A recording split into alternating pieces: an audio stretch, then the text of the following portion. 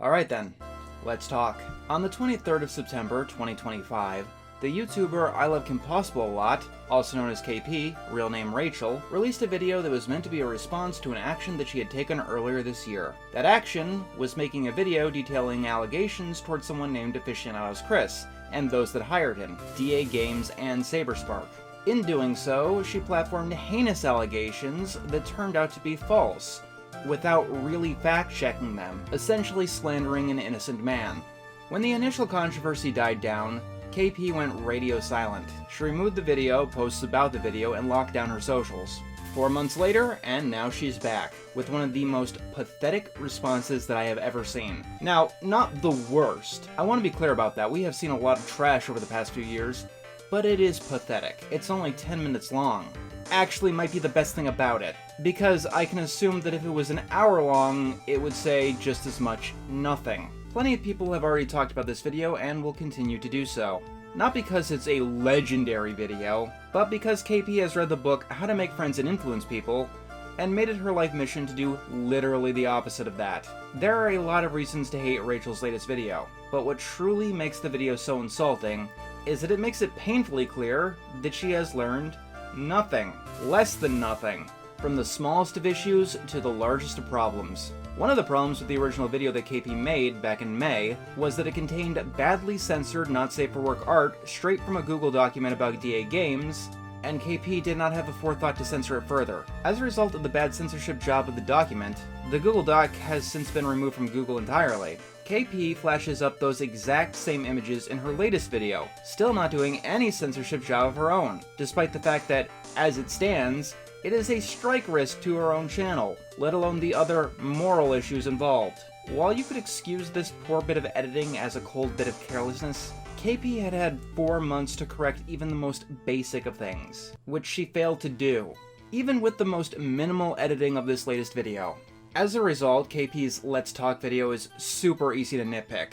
She claims that both I and Cartoonshi spoke to her. Cartoonshi in the comments clarifies that he never did. Meanwhile, she says that she didn't speak to Sai when according to Anthony, she absolutely did. KP also leaves out Beckett as one of the parties who did talk to her, despite her appearing in his video, so it's not like that could be dismissed. And people who did speak to me in person painted our conversations in a different light when presenting them to our own respective audiences. I don't like being lied about, and I see this video as lying about me and my actions over this whole controversy. So the video that you're currently watching exists as a chance to give a truth of the matter, or at least the best that I can see the truth. I get brought up several times in the coverage from others chapter of KP's video. Of the 3 text documents that she links, 2 of them are mine. What did she say again? A lot of my intent with the video and what I chose to platform in it was assumed. Dog, what are you talking about? Like, legit question. The highlighted mark on the screen is me calling you out for platforming Emily's allegation, which, that wasn't an assumption, that was something you did. Nothing here is about intent. She may be talking about others, granted, but considering it's my text that's on the screen when she's saying it, it makes an insinuation. Look at the statement here. She made allegations which may be true, look like a joke due to a failure of due diligence, and covered it with Seinfeld and Sonic pissing on the moon. Which part of that statement was an assumption? That you made allegations? No, you did that. That you made them look like a joke? No, you also did that. I didn't say that was your intention. I said that was the effect. Was it that you failed to do your due diligence? If you want to dispute that, be my guest, but I don't think you'll succeed. I know a good swath of the things that you did behind the scenes while all of this was going on. So 3 out of the 4 text documents here are from me, which I don't know is a weird thing to not mention at all, but I digress. The way she speaks makes it seem like this is coming from a bunch of different people. The bare basics of the matter is that this text never says what Rachel is saying. Concerns to me that are still much legitimate were and continue to be brushed off as clout chasing or jealous woman scorn mentality. I don't doubt that people have been calling her those things, but I never did. Lazy Bedhead and I have both been very critical about KP, but never once did we publicly say that she deserved what Chris did, for example. And I want to be clear and upfront, the story is gross and it's a shameful thing that no one should ever really be talking about. Presenting them to our own respective audiences. Side note, you had 4 months to make this video. You had enough time for a second take. I've recorded this script 3 times so far. What's your excuse? But back on the main track, I don't like this interpretation of events. One of my goals in this video was trying to be as charitable as possible. I tried to give KP every mercy that I could. Most of my talking about her was simply describing the actions that she took along the way. If the actions look bad, it's because they're bad. I do say that KP's message to Emily was an out-and-out threat, which you could argue is a statement towards intention. And if KP wanted to dispute that it wasn't a threat, she could have, at the very least, brought up the threat, but she doesn't even mention this message in her own video. When Emily played this for us in call, the first time that we heard it, Emily kinda broke down.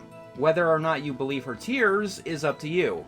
But the importance of the matter is that KP still seems to believe Emily, at least publicly.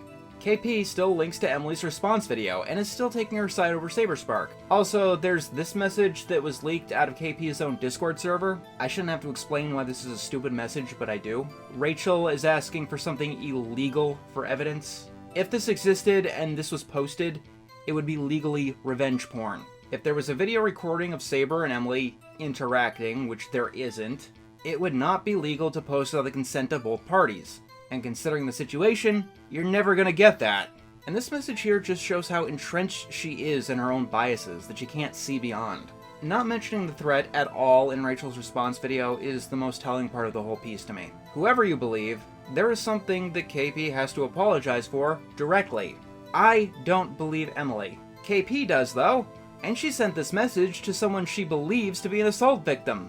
I don't know if she apologized to Emily privately, but I do know that she didn't use her platform to quell the rumors that her own actions may have caused. KP's threat made people doubt Emily. This threat helped people confirm that it was Emily. As I said, I don't believe Emily. In my view, the best case scenario is that Emily has memory issues that makes her side of the story very untrustworthy.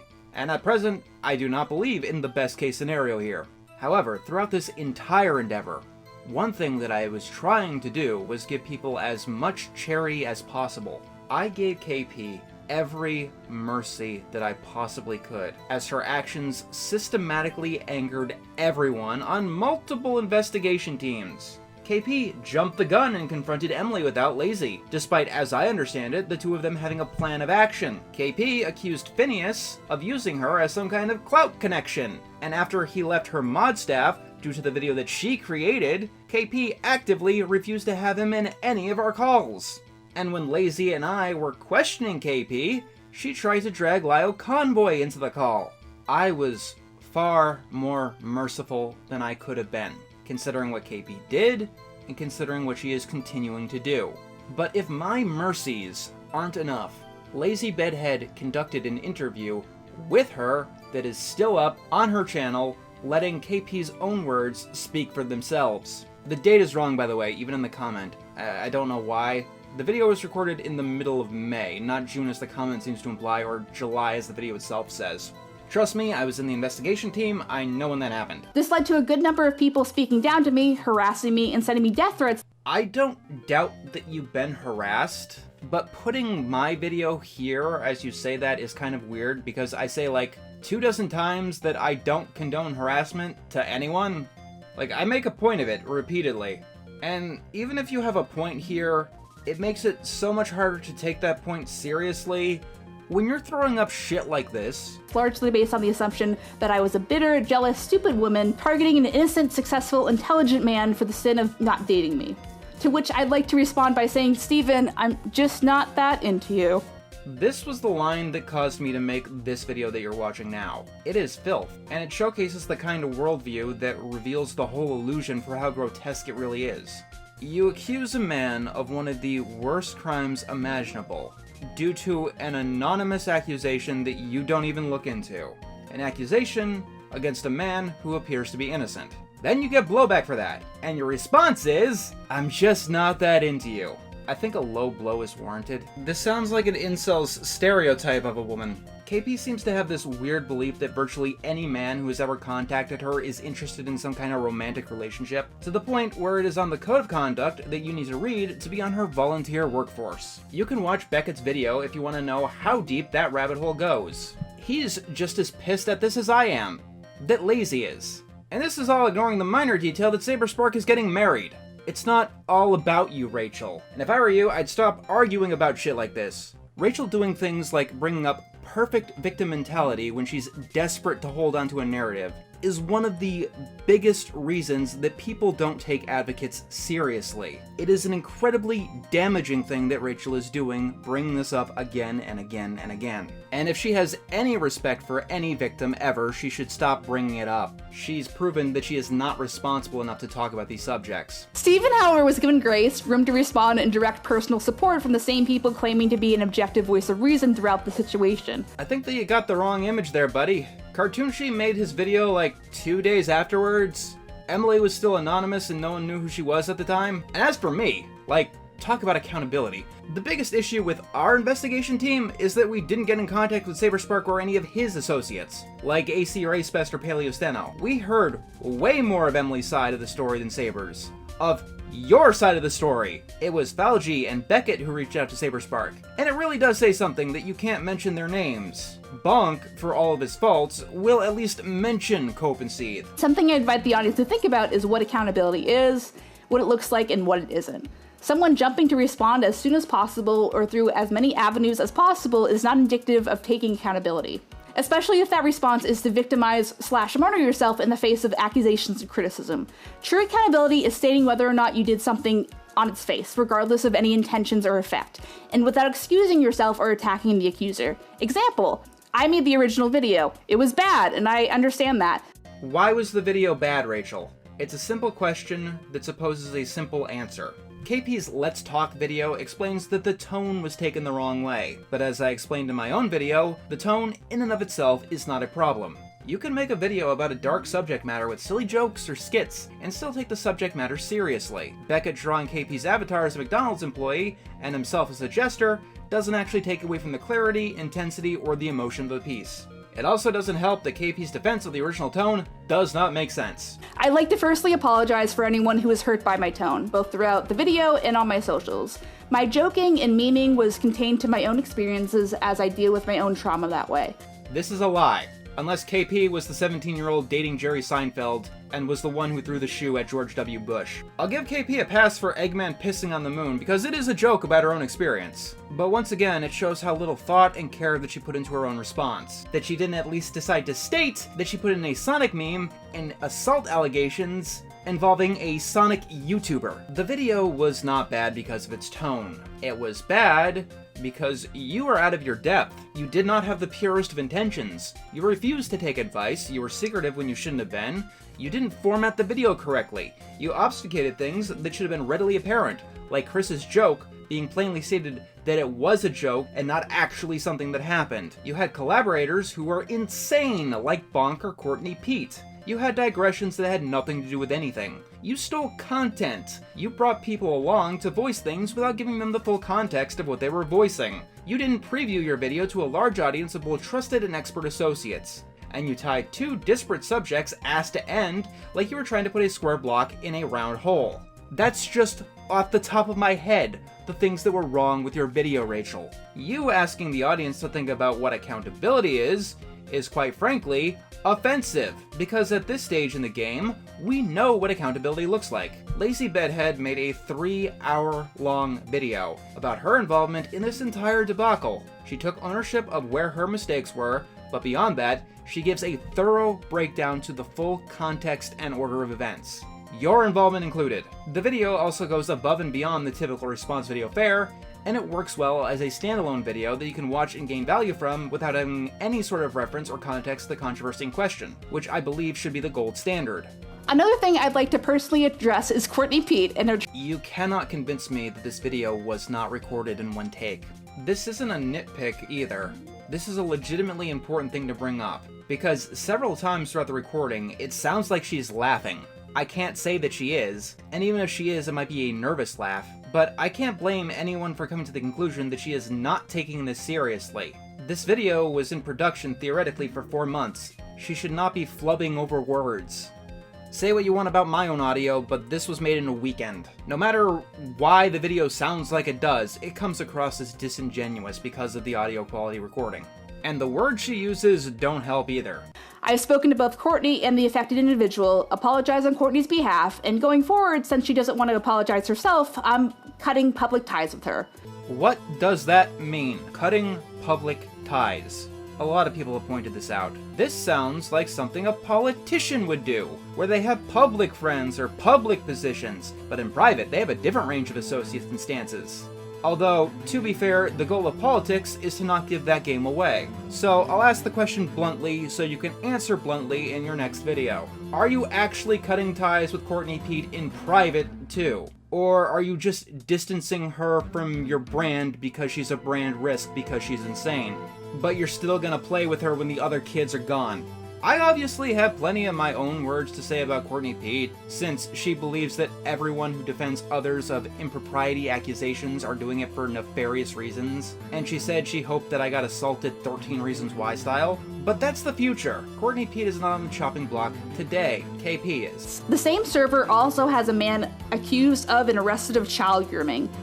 My memory might be a little bit bonked right now. It's been a while since I've seen that original video, and the whole thing was so incoherent it's hard to know objectively, but that accusation wasn't in the original video, was it? So, as I see it, there are only real two possibilities here. Either KP had this little tidbit in her back pocket, and she didn't use it in her 2-hour video because Sonic pissing on the moon was much more important, or in the background, KP has been looking for more ammo for a rifle that already blew up in her face and covered her in soot, Tom and Jerry style. Rachel, you have to drop the DA game shit. You have to drop all of this shit. You want to talk about accountability? Let's talk about accountability.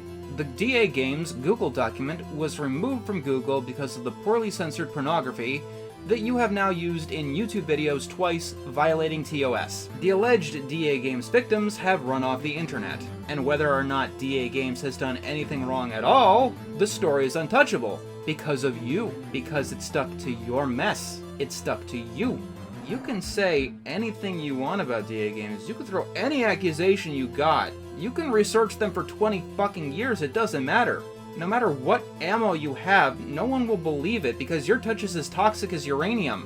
And even if that wasn't a factor, you're just incompetent. Can you not put the snark tags that you believe got you into trouble in the first place over the evidence? The one thing that you apologize for. The single, solitary thing. The tone. This screenshot here shows that you have not learned. You're still using quirky internet funny man shtick and putting it in the way of the evidence that you're trying to present. I myself had reached out to him directly and through at least 2 different people to look into the issue and do something about it.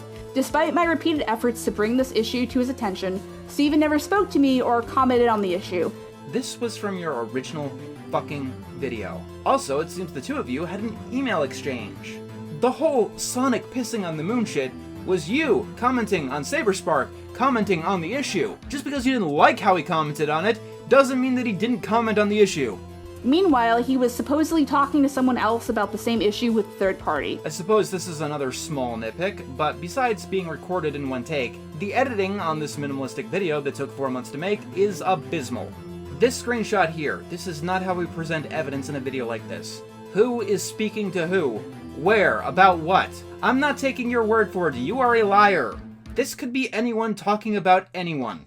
User Blab here could be talking about Chris Pratt for all your credibility is worth.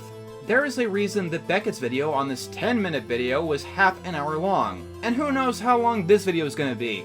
Lazy's stream is 3 hours. And even then, I feel like we're all just scratching the surface on how bad this video is. His own admission of trying to force a woman to take a pregnancy test against her will is not seen as a violation of consent. Yeah, Rachel, it's super violating to beg, not force, beg Emily for a pregnancy test. It is manipulative for any man to ask any woman to do anything. This video is so awful. Who told you to put it up? Was it Courtney? Was it Bonk?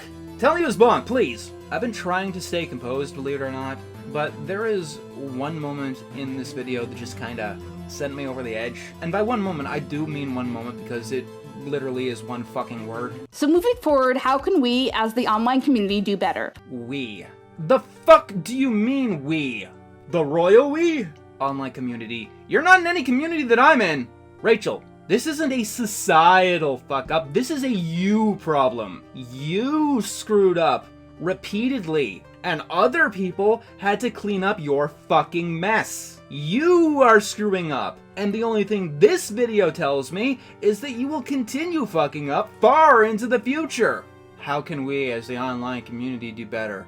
Rachel, I'll say it simply. You're alone. You are not part of a community right now. Bronies are dead, you tried predator hunting, you fell on your face.